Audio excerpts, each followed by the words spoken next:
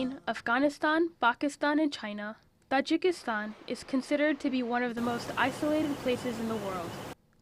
This is Dushanbe, the capital. Everywhere you look, there are children, selling you food, collecting bus money, and offering to carry your bags. It is where Amina, Nizarbek, and Faridun work for 5 Somoni, or 70 pence a day. This once looked like the thriving cities of Eastern Europe. Now there are crumbling buildings and streets everywhere. Tajikistan has become one of the poorest countries in the world. The majority of the country's 7 million people barely survive on 70 pence a day. Corruption is widespread. 1 in 7 people work abroad to send money home. The unemployment rate is over 16%. It's the young who shoulder this burden, children like Amina, Nizarbek, and Faridun, who are forced to work. Поскольку после распада Советского Союза и после разрыва хозяйственных связей между всеми республиками, и тем более после гражданского противостояния в республике, многие предприятия сегодня не работают. И поэтому огромное количество безработных, и создаются проблемы. И единственное решение, по крайней мере, один из путей решения этой проблемы, это внешняя миграция, которая и в основном сегодня внешняя миграция это направлена в сторону России. Tajikistan's failure to maintain a stable economy has forced its population to find any means to earn money. Before the recession, money sent from abroad, remittances, made up 75% of the economy. Since the crisis, there has been a 30% reduction. Economic troubles in other countries have created difficulties in finding jobs for Tajik migrants. Life is very difficult here. There is a majority of male population left the country for migration, and I mean, because of the recession, the global crisis, there was a lot of remittances to the country, but now this has reduced significantly as well, and all the burden of the work left on the shoulders of women and children, and again they end up in poverty and violation of children's rights. The fall in remittances has made the country fall into a further depression. Tajikistan's economy is complicated and closely tied to other problems in the country. I think a lot of the issues of poverty in Tajikistan are chronic and therefore complex. So agricultural production, lack of employment opportunities in Tajikistan, migration, etc. These all have impacts. And while remittances from overseas labour has dropped off, it is recovering now. And so you're getting back to a more normal situation, which still leaves a lot of people in abject poverty.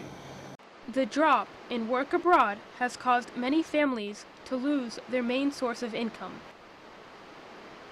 The main problem of these children who lives in poverty and is the poverty line in Tajikistan. They say that it's reduced to 54%, but the majority of children, the majority of people are still living in poverty. The main reason is that the adults do not have proper job, proper salary, decent work, and that's why children become poor. With no other options, children like Amina, Nizarbek, and Faridun have to work.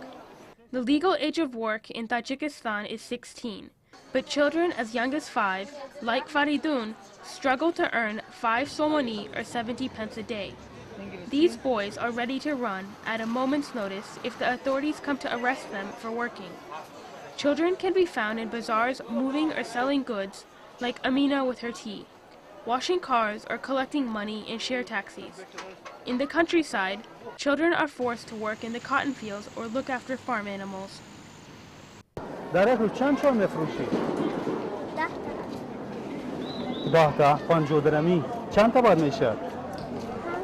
5 تا میشه. در خونه با کی داری؟ ما پولش بده باشم. در خونه با کی داری؟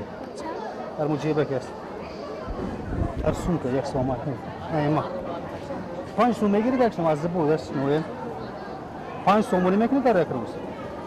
با خونه در چند سومه باری؟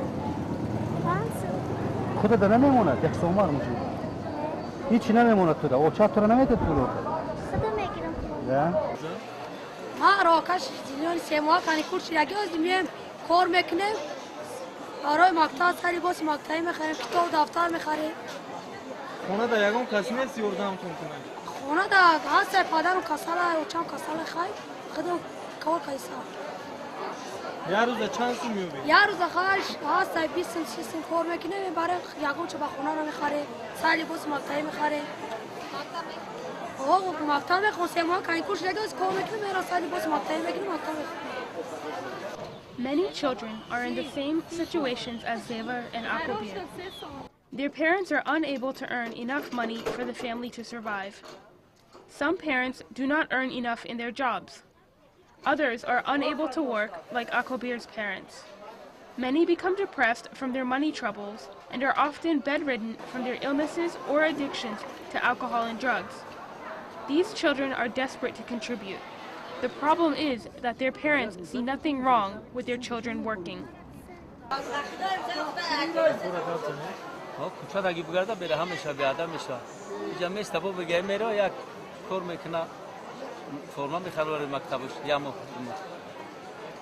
We really consider that there is a need for this child to be a breadwinner. For example, for Tajikistan, one of the reasons of child in this culture, let's say 35, 40 years old mom, she is very well fit, she can easily work, she can easily go somewhere to make money, but the mentality of some part of Tajikistan is that women should sit at home if dad is not around. Boy child should go out and make some money, but the woman who is a very good working fit, she should sit at home because she's a woman. That's why we really don't know for whom is a survival strategy, a survival issue, but for whom is not. Or some children, parents of some children don't know even that they went to market to earn some pocket money. But many children work in places that are not visible or accessible to the government or international organizations. Most of the discussions regarding child labor generally deal with children who are working in the fields or in the bazaars because of the high visibility. However, there is a hidden sector to child labor that most people don't hear about: domestic labor. It's a growing issue of concern for NGOs because it takes place behind closed doors and in the privacy of people's homes. These children work over 6 hours a day on household chores. Children's rights organizations worry that this prevents children from developing naturally. The effects of child labor are long-lasting. Those who work and study are severely limited by how much time and effort they can give their studies. Data collected by UNICEF indicates high rates of absenteeism in schools, especially during harvest. In order to survive the harsh Tajik winters, children are expected to help their families. Child labor, particularly in the countryside in the north and east of the country, is a community-supported practice. Many children have had to drop out of school. Studies show that 95% of children who dropped out have a desire to study. Some children work only in the holidays to earn money for school. Those who balance working during term time often only go to school part-time. خودت چند سو میتر؟ من 50 درهم. در یک روز چند سو کار میکنی؟ 10 خودت چی نام داری؟ ها؟ جهانگیر چند سو کار میکنی در روز؟ صنف چندی؟ وقتی که مکتب میخونی اینجا با کار میکنی یا فقط در تابستان؟ مکتب که میشد سربا در اینجا کار میکنی؟ با ماشین میزنی؟ ای ساعت چند سر میکنین شما؟ ای ساعت چند؟ مکتب شما ساعت بیا چی نام داری؟ شفتون هم نیم شفتون. The Tajik government has made efforts to work with the International Labor Organization and UNICEF to develop methods to reduce child labor. Tajik President Rahman passed a law making it illegal for students to work in cotton fields. The government adopted the ILO Convention 182 on the worst forms of child labor and signed on with the UN to try to stop child labor by 2016. At a recent conference in Dushanbe, members of the Tajik government met with the United Nations and delegates from other countries who have dealt with child labor. The aim was to come up with a realistic program for Tajikistan.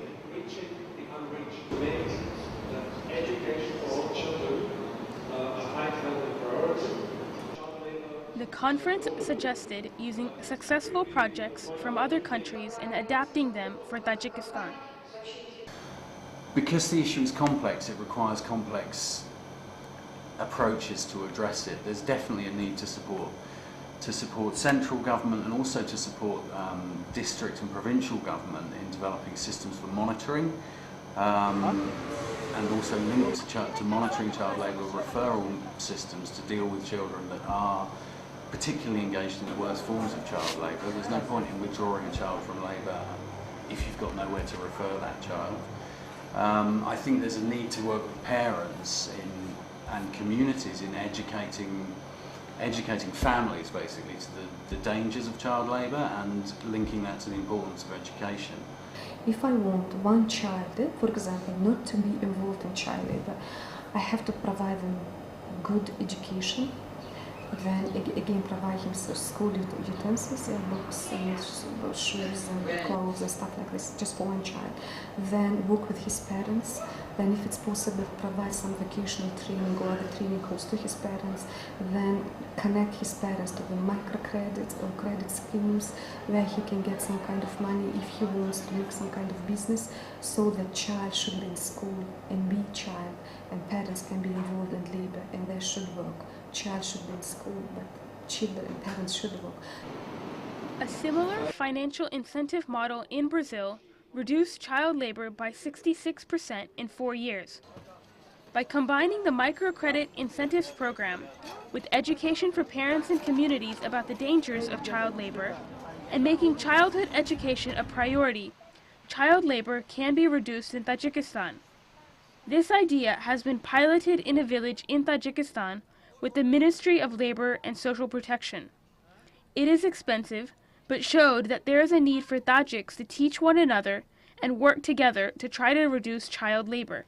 If the people of Tajikistan, the government, and international organizations do not work together to reduce child labor, then the country will never grow out of poverty or change, and children like Faridun will never have a chance to have a real childhood.